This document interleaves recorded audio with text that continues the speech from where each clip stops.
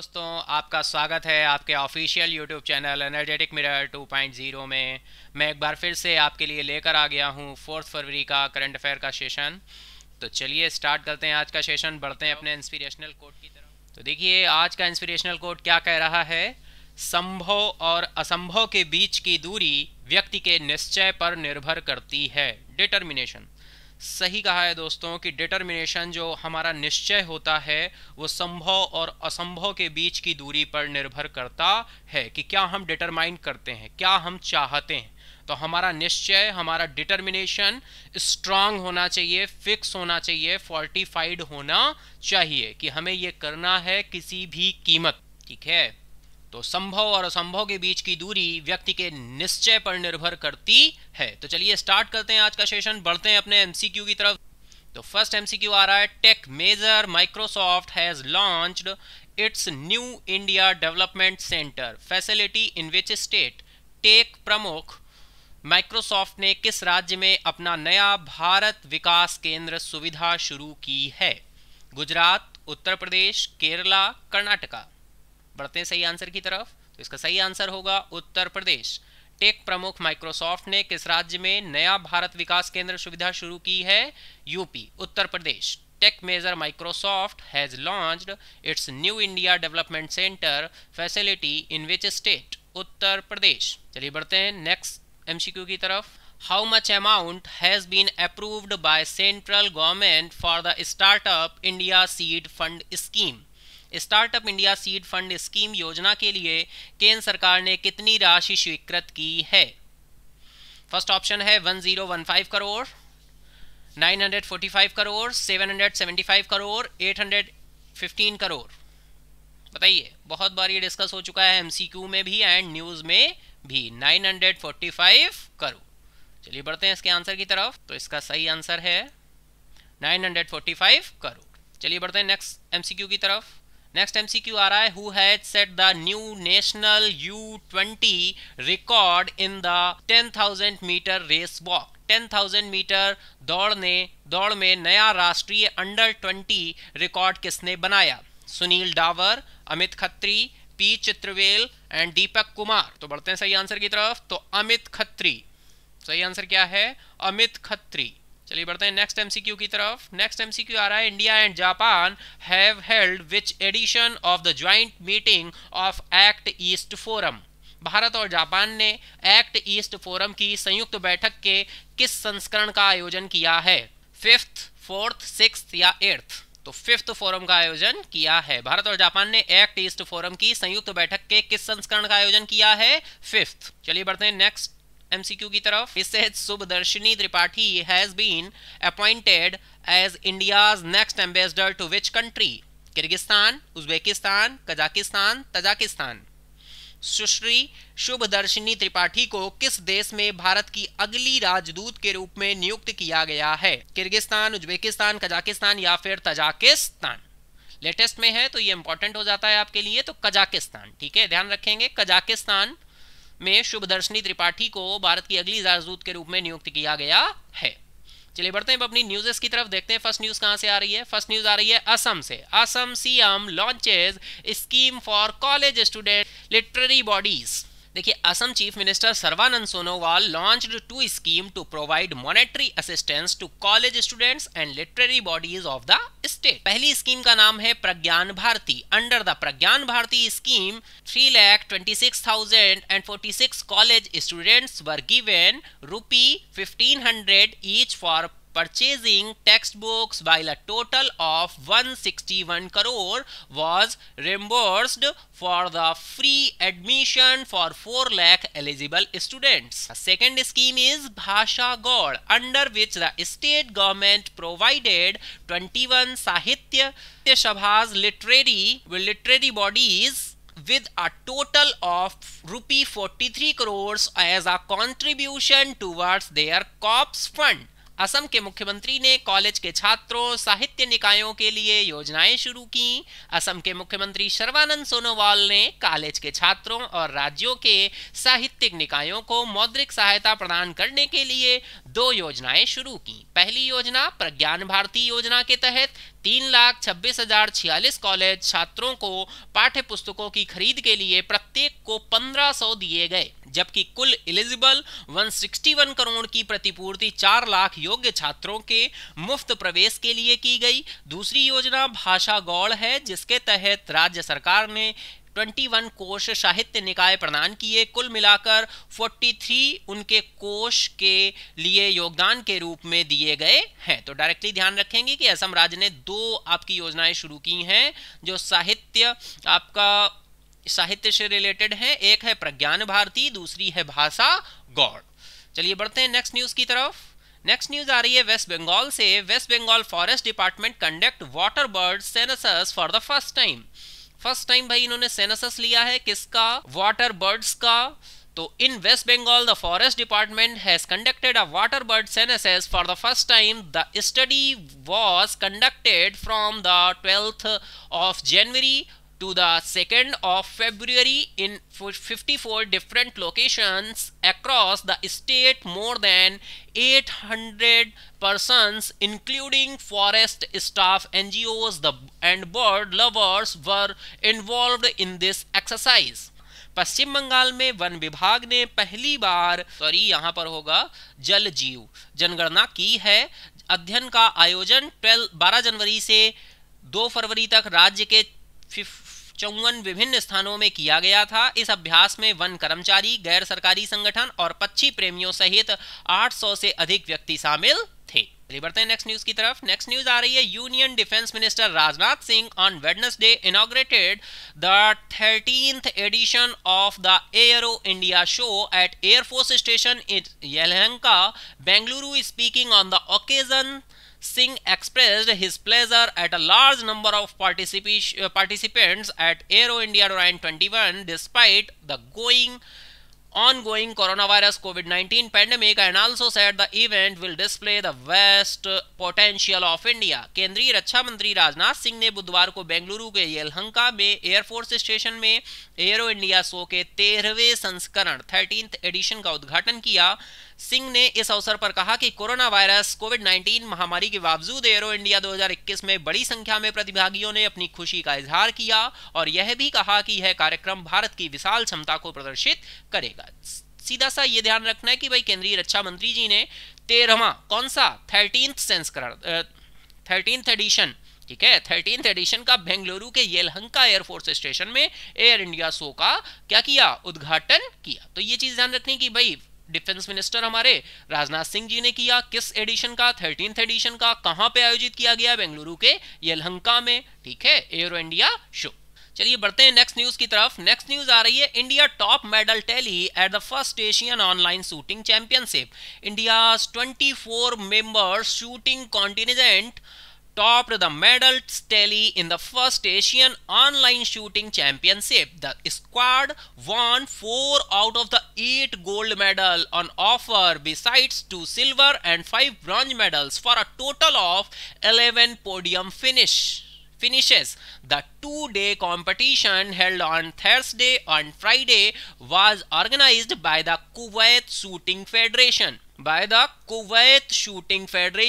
and saw 274 shooters from 22 Asian countries take a part. India's gold winners were Saurabh Chaudhary in the men's 10-meter air pistol, Divyansh Singh Panwar is the men's 10-meter air rifle, Kyan Chennai in men's trap, and Rajeshwari Kumari in women's trap. Bharat के 24 सदस्यीय निशानेबाजी दल ने पहले एशियाई online shooting championship में पदक हासिल किए। दस्ते ने 8 स्वर्ण पदकों में से 4 जीते।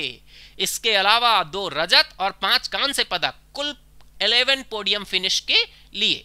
गुरुवार और शुक्रवार को आयोजित 2 दिवसीय प्रतियोगिता जो कि कुवैत शूटिंग फेडरेशन द्वारा आयोजित की गई थी और 22 एशियाई देशों के 274 निशानेबाजों ने भाग लिया था। भारत के स्वर्ण विजेता पुरुष 10 मीटर एयर पिस्टल में सौरभ चौधरी, पुरुषों की 10 मीटर एयर राइफल में दिव्यांशु सिंह पवार, पुरुष ट्रैप में कियान चेनाय और महिला ट्रैप में राजेश्वरी कुमारी, ये 4 स्वर्ण मेडल हमको, गोल्ड मेडल हमको दिलाए इन्होंने। ठीक है, चलिए बढ़ते हैं। कहां पे आयोजित हो रही थी? Kuwait shooting federation. ठीक है, कुवैत शूटिंग फेडरेशन के द्वारा यह आयोजित की गई थी।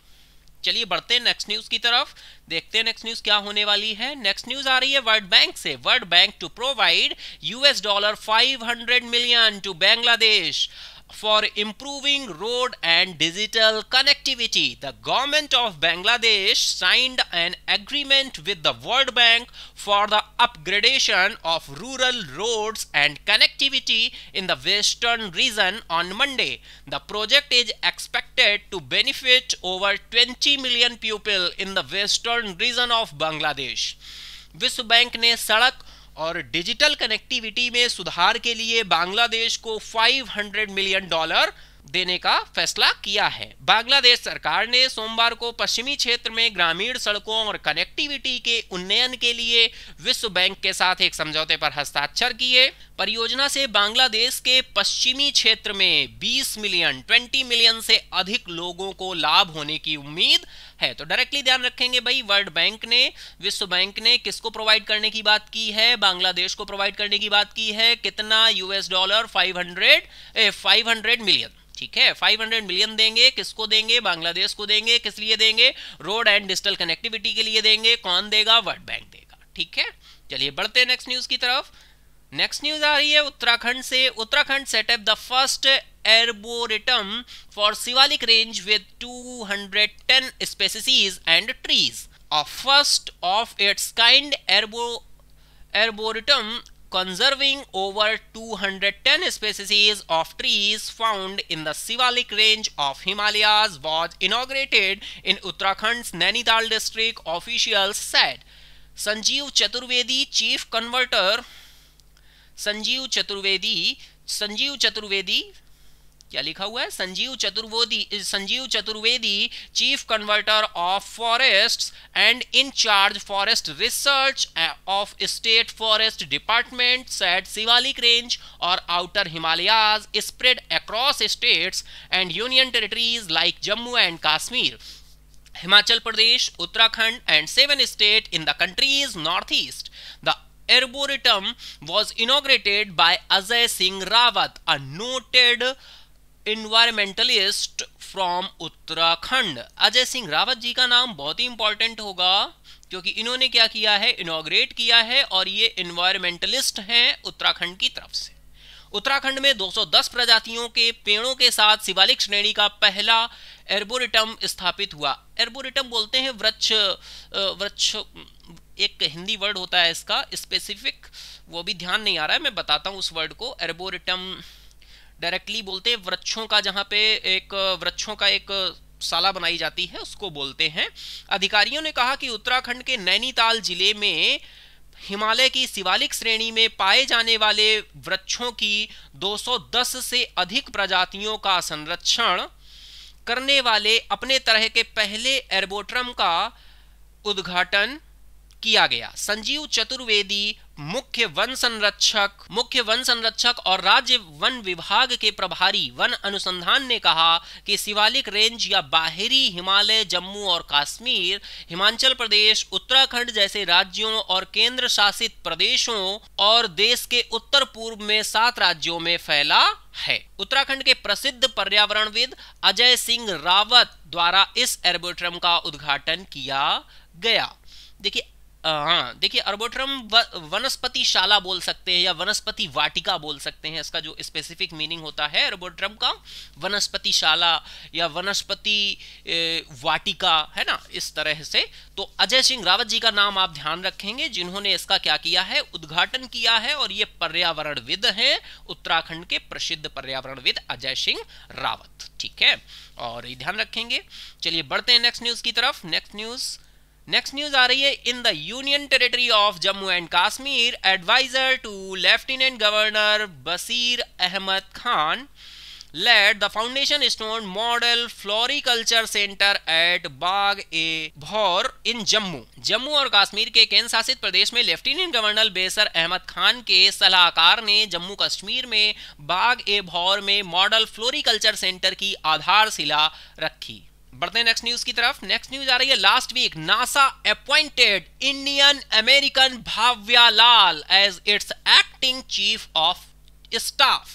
NASA said in the statement that Lal serves as a member of the research staff at the Institute for Defense Analysis, Science and Technology Policy Institute from 2005 to 2020, where she led the analysis of space technology, strategy and policy for the White House Office of Science and Technology Policy and National Space Council, as well as federal space-oriented organizations including NASA, the Department of Defense and the Intelligence Community. NASA ने भारतीय अमेरिकी भाव्या लाल को अपना कार्यवाहक प्रमुख नियुक्त किया। NASA ने एक बयान में कहा कि भाव्या लाल 2005 से 2020 तक institute for defence analysis science and technology policy institute में अनुसंधान स्टाफ के सदस्य के रूप में कार्य करती हैं, जहां उन्होंने अंतरिक्ष प्रौद्योगिकी, रणनीति और नीति के विश्लेषण का नेतृत्व किया। White house of science and technology policy और नेशनल स्पेस काउंसिल, साथ ही संघीय अंतरिक्ष उन्मुख संगठन जिसमें नासा, रक्षा विभाग और खुफिया समुदाय में शामिल हैं। बहुत ही गर्व की बात है कि नासा ने भारतीय अमेरिकी भाव्या लाल को अपना कार्यवाहक प्रमुख नियुक्त किया है। तो ये नाम ध्यान रखेंगे हम भाव्या लाल जी का। चलिए बढ़ते हैं नेक्स्ट न्यूज की तरफ। तो नेक्स्ट न्यूज आपकी आ रही है, आत्मनिर्भर named Oxford Hindi word of 2020। Directly question frame हो जाता है कि भैया ऑक्सफोर्ड हिंदी का 2020 का कौन सा वर्ड था? तो आत्मनिर्भर। आत्मनिर्भर Bharat implying self-reliance has been named by Oxford Language as its Hindi word of the year 2020, as it validated the day-to-day achievements of the countless Indians who dealt with and survived the perils of a pandemic. आत्मनिर्भरता 2020 का Oxford Hindi शब्द। आत्मनिर्भरता को आत्मनिर्भरता के रूप में Oxford languages ने वर्ष 2020 के अपने हिंदी शब्द के रूप में नामित किया है, क्योंकि इसने उन अनगिनत भारतीयों की दिन प्रतिदिन की उपलब्धियों को मान्य किया जो कि एक महामारी के खतरों से बचे और उनसे बचें। चलिए बढ़ते हैं नेक्स्ट न्यूज की तरफ, देखते हैं नेक्स्ट न्यूज क्या होने वाली है। नेक्स्ट न्यूज आ रही है, बैंक्स एनपीए। एनपीए का full form non performing assets. अब देखिए यहाँ पे लिखा हुआ, थोड़ा सा एनपीए पे डिस्कस कर लेते हैं। नॉन परफॉर्मिंग एसेट, सबसे पहले हमें पता होना चाहिए भाई एसेट क्या है। एसेट किसे कहते हैं? जब आप बैंक में कोई भी डिपॉजिट करते हैं तो डिपॉजिट किसका? आपका। तो एसेट किसका? आपका। जब भी आप उस डिपॉजिट को बैंक से विड्रॉ करने जाएंगे तो क्या बैंक मना कर सकता है? नहीं कर सकता। तो लायबिलिटी किसकी? बैंक की। आपका जो डिपॉजिट है बैंक में वो आपका क्या? एसेट। बैंक का क्या? लायबिलिटी। ठीक है, तो जो आपका एसेट तो वो आपका क्या हुआ? एसेट। आपका एसेट है। बैंक में जो डिपॉजिट्स हैं वो आपके क्या हैं? एसेट। ठीक है, और वही एसेट अगर आपको बैंक वापस ना करे तो कैसा हो जाएगा? नॉन परफॉर्मिंग एसेट, क्योंकि उसने काम करना क्या कर दिया? बंद कर दिया। काम करने का इन द सेंस आपने एफडी की, बैंक में डिपॉजिट किया और वो एफडी विद इंटरेस्ट आपको मिलने वाली थी और विद इंटरेस्ट ना मिले तो क्या हो जाएगा? आपने तो इसीलिए बोला था कि ये एसेट क्या करेगा? परफॉर्म करेगा, और उसने परफॉर्म नहीं किया तो कैसा हो जाएगा? Non performing asset. तो इसी तरह से बैंकों के द्वारा दिया गया लोन उनका क्या होता है? एसेट होता है। लायबिलिटी किसकी होती है? हमारी कस्टमर की, जो लोन लेता है, बारोवर। ठीक है, तो उसकी क्या होती है? बारोवर की लायबिलिटी होती है। बैंक की क्या होती है? एसेट होती है। और जब उसको वो लोन विद इंटरेस्ट वापस नहीं मिलता तो वो क्या कहलाता है? Non performing asset. किसके लिए? बैंक के लिए। कैसा एसेट? Non performing asset. तो देखिए न्यूज वही आ रही है कि banks NPA decline to rupee 8.08 lakh crore in September 2020, Non-performing assets or bad loans of the banking sector came down from a high of rupee 10.36 lakh crore at the end of March 2018 to 8.08 lakh crore at the end of September 2020 due to various initiatives of the government. Minister of State for Finance Anurag Thakur informed the Rajya Sabha on 2nd February 2021 सितंबर 2020 में बैंकों का NPA घटकर 8.08 लाख करोड़ हो गया। मार्च 2018 के अंत में banking sector के गैर निष्पादित परिसंपत्तियां या बैड लोन 10.36 लाख करोड़ के उच्च स्तर से नीचे आ गए। सरकार के विभिन्न प्रयासों के कारण सितंबर 2020 के अंत में 8.08 लाख करोड़ हो गए। वित्त राज्य मंत्री अनुराग ठाकुर ने 2 फरवरी 2021 को राज्यसभा को सूचित किया। चलिए बढ़ते हैं नेक्स्ट न्यूज की तरफ। नेक्स्ट न्यूज आ रही है, India has 42 Ramsar sites for conservation of wetlands. India has reach wetlands famous for its biodiversity. As of December 2020 there are 42 Ramsar sites in India. The Ramsar Convention is an international agreement promoting the conservation of wetlands. The convention was adopted at Ramsar in Iran in 1971 and came into force in 1975. आर्द्र भूमि के संरक्षण के लिए भारत में 42 Ramsar स्थल। भारत में जैव विविधता के लिए प्रसिद्ध आर्द्र भूमि है। दिसंबर 2020 तक भारत में 42 रामसर साइट हैं। रामसर कन्वेंशन आर्द्र भूमि के संरक्षण को बढ़ावा देने वाला एक अंतर्राष्ट्रीय समझौता है। कन्वेंशन 1971 में ईरान के रामसर में अपनाया गया और 1975 में लागू हुआ। जो ये रामसर साइट्स है या रामसर स्थल है, इनसे आपके एग्जाम्स में बहुत ही क्वेश्चंस डिफरेंट फ्रेम होते हैं। आपका यूपीपीसीएस का हो, यूपीएससी का हो, यूपीएससी के लेवल में हो या एसएससी के लेवल में तो थोड़ा सा नहीं आता है, वन लाइनर क्वेश्चंस आते हैं एसएससी में आपके। तो बहुत ही इंपॉर्टेंट टॉपिक है ये रामसर साइट्स। तो यहीं पर क्या बोला गया है, अभी लेटेस्ट में क्यों आया, क्योंकि दिसंबर 2020 तक भारत में 42 रामसर साइट्स हैं और कन्वेंशन 1971 में ईरान में रामसर में अपनाया गया था और 1975 में क्या हुआ था, लागू हुआ था। तो ये कुछ वन लाइनर हैं जो आप ध्यान रखेंगे। चलिए बढ़ते हैं नेक्स्ट न्यूज की तरफ।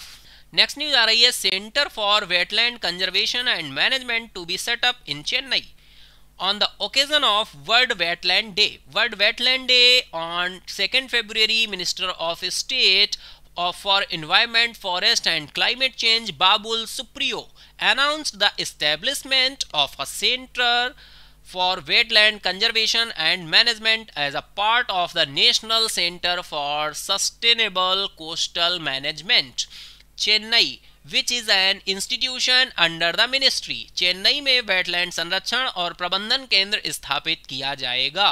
2 फरवरी को विश्व आर्द्र भूमि के दिवस के अवसर पर पर्यावरण, वन और जलवायु परिवर्तन राज्य मंत्री बाबुल सुप्रियो ने national centre for sustainable coastal management के एक भाग के रूप में वेटलैंड संरक्षण और प्रबंधन के लिए एक केंद्र स्थापना की घोषणा की। चेन्नई जो मंत्रालय के तहत एक संस्था है। तो भाई ये 2 फरवरी को आपको पता ही है, ये डिस्कस भी किया था मैंने इससे पहले न्यूज़ में कि वेटलैंड संरक्षण दिवस था, वेटलैंड कंजर्वेशन एंड मैनेजमेंट, ठीक है। तो विश्व आर्द्र भूमि दिवस जो था आपका वो क्या है, जलवायु परिवर्तन और राज्य मंत्री, पर्यावरण, वन और जलवायु परिवर्तन राज्य मंत्री बाबुल सुप्रियो ने क्या किया है, NCSCM के एक भाग के रूप में एक केंद्र की स्थापना करने की घोषणा की है, जो कि चेन्नई में किया जाएगा। और इसका फुल फॉर्म भी ध्यान रखेंगे, वैसे फुल फॉर्म पूछ सकता है, बहुत ही डीप जाएगा तो पूछेगा, national centre for sustainable coastal management, ठीक है। बाबुल सुप्रियो ने स्थापना की घोषणा की है। अनाउंसमेंट किसने किया है एस्टेब्लिशमेंट का, बाबुल सुप्रियो ने, जो कि एक राज्य मंत्री हैं, ठीक है। Environment, forest and climate change Babul Supriyo, ठीक है। बढ़ते हैं नेक्स्ट न्यूज की तरफ। नेक्स्ट न्यूज आ रही है, Sri Lanka backs out of pact with India Japan on terminal at Colombo port. Sri Lanka has backed out of an agreement with India and Japan to develop the East Container Terminal at the Colombo port, according to the tripartite agreement of May 2019, Sri Lanka, Japan and India were to jointly develop the strategic terminal with the Sri Lanka Ports Authority holding a 51% stake and India and Japan holding 49% together. Colombo port के terminal पर Bharat Japan के साथ श्रीलंका ने समझौता किया। श्रीलंका ने कोलंबो बंदरगाह पर ईस्ट कंटेनर टर्मिनल विकसित करने के लिए श्रीलंका ने कोलंबो पोर्ट के टर्मिनल पर भारत जापान के साथ श्रीलंका ने समझौता किया। श्रीलंका ने कोलंबो बंदरगाह पर ईस्ट कंटेनर टर्मिनल विकसित करने के लिए भारत और जापान के साथ एक समझौते का समर्थन किया है। मई 2019 के त्रिपक्षीय समझौते के अनुसार श्रीलंका, जापान और भारत संयुक्त रूप से श्रीलंका के बंदरगाहों प्राधिकरण के साथ एक 51% हिस्सेदारी और भारत और जापान के साथ 49% की हिस्सेदारी के साथ रणनीतिक टर्मिनल विकसित करने के लिए गए थे। देखिए, कोलंबो पोर्ट के टर्मिनल पर भारत जापान के साथ श्रीलंका ने समझौता किया है। 51% हिस्सेदारी रहेगी किसकी? श्रीलंका के बंदरगाहों के प्राधिकरण की, और 49% हिस्सेदारी में भारत और जापान रहेंगे। तो ये रणनीतिक एक टर्मिनल विकसित करने की बात है, तो इसको ध्यान रखेंगे कि श्रीलंका क्या है, पैक्ट साइन करेगा, पैक्ट साइन किया है, और इंडिया और जापान और श्रीलंका ने साथ में तीनों ने मिलकर क्या किया है, एग्रीमेंट साइन किया। Save trees, save life, save earth and save nature. अगर आपने ये सेशन एंजॉय किया है तो सेशन को लाइक करना ना भूलें। अगर अभी तक सब्सक्राइब नहीं किया है तो चैनल को सब्सक्राइब कर लें, बेल आइकन को भी हिट कर दें, जिससे आपको कोई भी वीडियो अपलोड हो तो आपको नोटिफिकेशन आ जाए। अपने दोस्तों के साथ, फ्रेंड्स के साथ शेयर करना ना भूलें, उन तक भी ये सेशन पहुंचना चाहिए। Thank you class, thank you for everyone.